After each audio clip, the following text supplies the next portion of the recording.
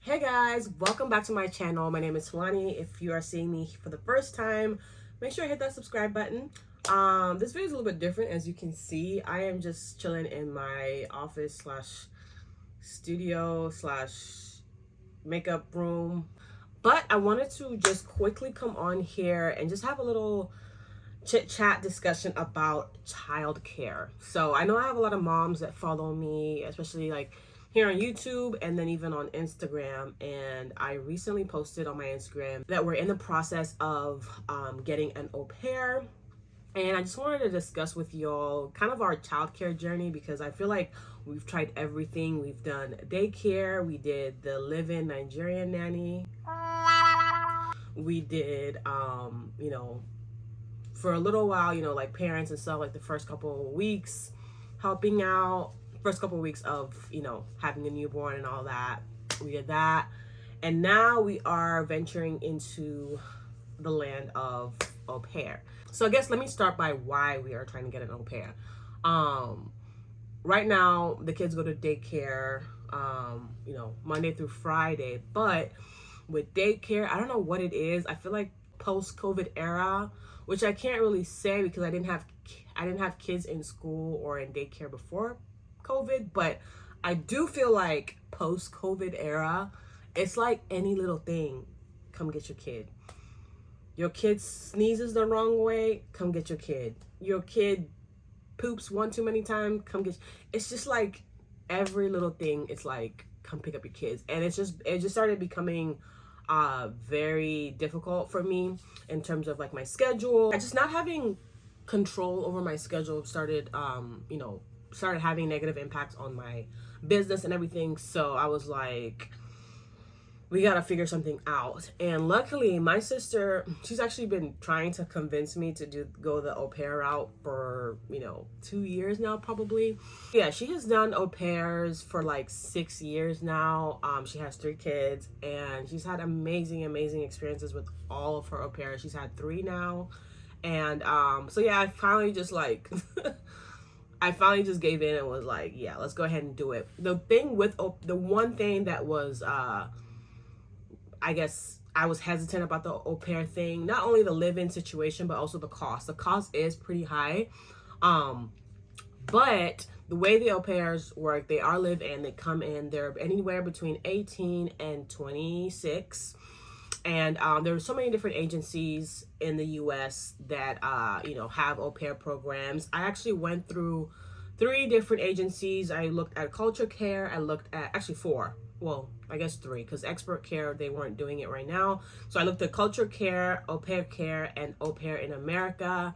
And the way I did it, I think Culture Care was the only one that I actually had to pay to look through their au pairs inventory.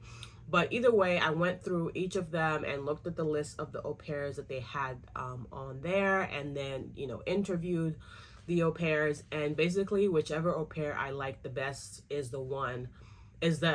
whichever au pair I liked the best, whatever agency they were attached to is the agency that I went with. That's kind of like the advice that my sister gave me. She was just kind of like, try the different agencies. Look at the different agencies, look at the different au pairs that they have under the agencies, and whichever one you like, go with it instead of just sticking to one agency. So that's the approach that I use. And I think it actually ended up working out for me because, not gonna lie, this whole finding au pair journey has been a little bit tougher than I expected. I guess I kind of just expected like maybe I'll find one within a week or 2, and then they'll come within 6 weeks and everything will be peachy and smooth. Unfortunately, that's not the way it worked out for me. So I did find one pretty quickly. I interviewed a couple. Luckily, my sister's au pair, super sweet. She actually also did like second interviews for all the au pairs that I interviewed, which was very nice because there is a little bit of like a language barrier. A lot of the au pairs, their English isn't like excellent. So it's kind of hard to get the full vibe of a person when there's that English barrier. So anyways, I interviewed a couple people. I found one that I really liked. She was from Colombia. Ended up going with her, and then unfortunately her visa got denied, which was like devastating because like I feel like I was already invested. Like she had met the kids and I kind of had like my idea of like what's going to happen when she's going to come, and everything kind of just fell through when her visa got denied. So I basically had to start the whole process from scratch again. And this time around, I don't know why, it just seemed like a lot tougher than the first go around. Maybe I was just more picky based on what I felt like I liked from the one that I, initially picked. But whatever the case is, I interviewed quite a few different girls. There's so many. It was rough. Like, one person I wanted to match with, she decided she didn't want to match with me because she didn't want to work weekends, which is fair.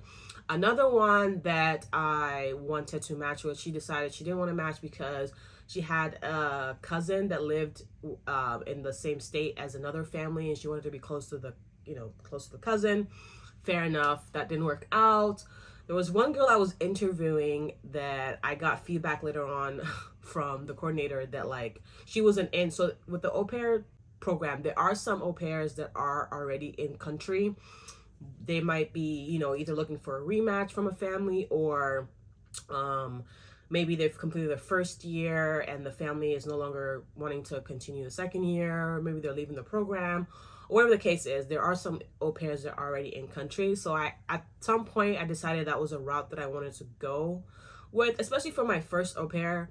Also because I didn't want to have to risk the whole visa thing. That kind of like traumatized me, to be fair, or to be honest. So anyways, I found one, I interviewed her, and then I later on got feedback from, some of the coordinators that have like intel on like how the au pair is with the family. They get feedback from the family about how their experience with the au pair is, and yeah, the feedback was horrible, like just negative things all around. So I quickly was like, yeah, I'm not doing that. Anyways, long story short, there were a couple more interviews, but I finally found someone that I really liked. She's in the country already, and I got a chance to talk to her, previous host family, kind of get that direct feedback myself, which was really, really helpful. So anyway, she'll be starting with us soon, and I'm so excited. The way I have the schedule so far, kids are still going to be going to daycare because I still want them to get that social interaction, and I do love their school. They have lots of fun activities for the girls. The girls are in dance in school, so I definitely want to keep them in school. So they're going to be going to school part-time, and then the au pair is going to be working obviously the other half. And then also, which is what I really need, I also like that help in the mornings on Saturday. Like, I feel like that alone is just worth this whole thing, just because Saturday mornings, like, there's like, we have errands, especially with my husband with the real estate, with all our properties, like just running errands on Saturday mornings is very key. Also, obviously as a content creator, I'm working I'm working every day, all day, all the time. But just having that extra time, and then also just being able to sleep in if we want to on Saturdays, is just like, I can't wait. But so yeah, I'm really excited for this, and I think it'll be really good for the kids as well. My sister's kids, I'm not even joking, she has 3 kids. They're all fluent in Spanish. Like, my nephew, he, like, you would think he's from Colombia. So I'm definitely looking forward to that. Hopefully I have a good experience, and hopefully I can kind of keep this going until the kids are a lot older. But yeah, that's, I guess, the whole au pair thing. Like I mentioned before, I kind of brushed over it, but we did have a live-in Nigerian nanny when Lori was between 6 months and a year and a half. This was actually 2020 during COVID. She started in like December of 2019. And, she went through the whole COVID times with us where we were all in the house, basically that whole 2020. And then, yeah, so to be fair, the first 6 months was like amazing. She was great. But as Lori started getting more active, moving around more, it just kind of went downhill. She got really lazy, super messy, dirty. She literally destroyed our guest room downstairs. Like, I'm talking stains on the wall, stains on the carpet. The tile was so, y'all, I have pictures, but I'm not gonna do that because I could show y'all how bad it was. But anyway, so that was kind of like that was a really bad experience towards the end, not gonna lie. Oh, also she was doing fraud. She was doing scam. She was using our house to do fraud. But that's a whole other story for a whole nother day.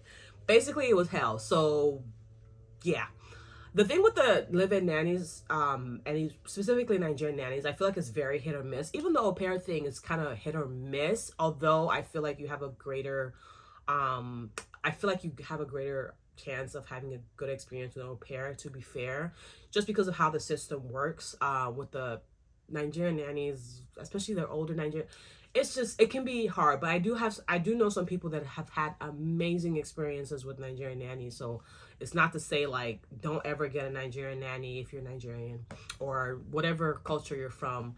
It's not to say like don't do that, but we just had a really bad experience with ours. And then like I mentioned with daycare, just the predictability of schedule is just really annoying. So yeah, so wish us luck with this au pair situation. If you've had an au pair before, if you're in the program right now, or if it's just something you're thinking about, definitely let me know down in the comments. Let me share your experience with others. I'd love to have a conversation going down there. And also I'll definitely be updating y'all on how the process is going. I'm actually in the middle of prepping her room right now, which I'll show y'all. I'll show y'all some clips. We have a guest room downstairs that I never really set up like fully. So I've gone through the process of like putting up curtains and making it look nice. Also putting some like amenities in there. So one of the things for au pairs that you are required to do is provide like, well, I don't know. Actually, I think it is. I'm not sure if it's a requirement for all the programs, but I think it's like a strongly suggested where you provide like personal items. So things like lotion and like toothpaste, toothbrush, stuff like that. You want to provide for them. So that's what I'm kind of working on right now. I'm also working on like the welcome package that kind of has like the rules of the house, some information like our address, our numbers, the schedule written out, and all kinds of stuff. So that's kind of what I'm going through right now before she arrives. And yeah, but yeah, I'll let y'all know how it goes. I will keep y'all updated. Really hoping this goes well. I have a good feeling about it, but you never know. So anyways, that's all I wanted to kind of talk about and discuss with y'all. So I will see y'all next time. Bye.